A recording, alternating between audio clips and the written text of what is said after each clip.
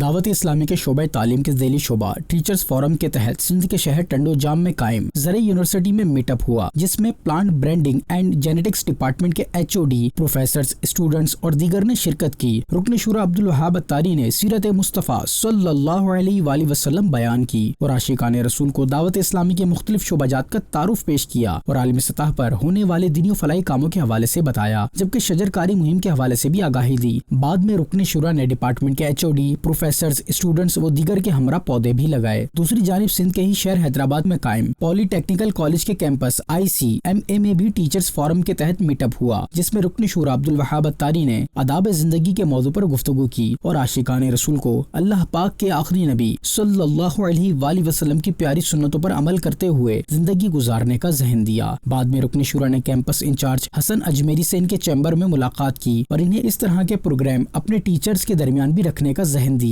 اور فیضان مدینہ کا وزٹ کرنے کی دعوت بھی پیش کی، جس پر انہوں نے اپنی نیک خواہشات کا اظہار بھی کیا۔